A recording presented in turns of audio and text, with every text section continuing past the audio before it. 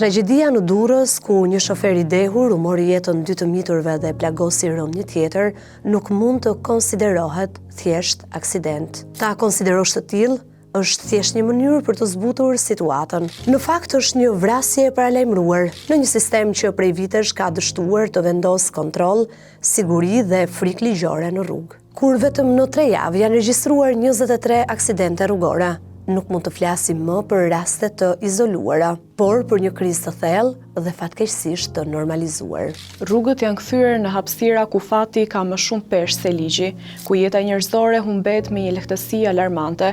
Shteti në këtë tablo nuk mungon, por është i pranishëm, sidomos pas faktit kur dëmi është bërë i pakthyeshëm. Rasti Durrësit është shembulli më i qartë i një zinxhiri të prishur institucional, një drejtues mjeti me histori shkeljesh të përsëritura, i ndëshkuar më parë për shpejtësi dhe për sjellje të rrezikshme, lejohet sërish të jetë në timon, për më tepër në gjendje të dehur.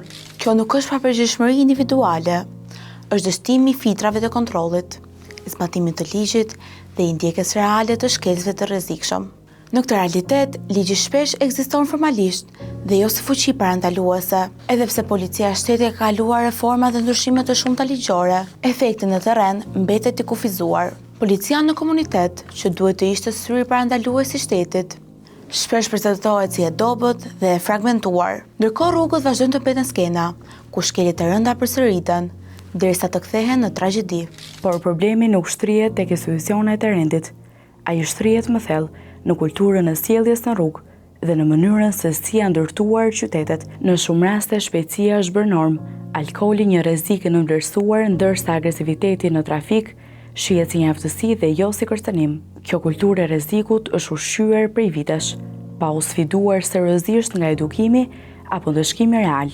Në të njëjtën kohë, urbanistika ka dështuar të vendosë njeriu në qendër. Mungesa e parqeve, hapësirave publike dhe zonave të sigurta për fëmijët ka krijuar një realitet ku jeta e përditshme zhvillohet pranë trafikut të rrezikshëm.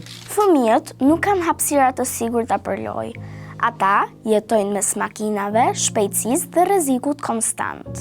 Kjo nuk është thjesht mungesë infrastrukture, por një formë e heshtur neglizhence ndaj sigurisë publike. Në këtë kontekst, pyetja nuk është më kush është fajtor për një aksident të vetëm.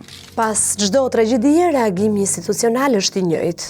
Pezullime, hetime, deklarata, drejtues policie të cilët largohen nga detyra, por në thelb sistemi vazhdon të mbetet i njëjtë. Dhe këtu lind pyetja e vërtet, a është zgjidhje vetëm largimi i drejtuesve? Jo, sepse ndërrimi i emrave nuk zëvendëson mungesën e kontrollit real, mungesën e përgjegjësisë dhe mungesën e parandalimit. Nëse një shoqëri arrin në pikën ku rrugët vrasin më shumë se çdo krizë tjetër, atëherë problemi nuk është më vetëm tek drejtuesit e automjeteve.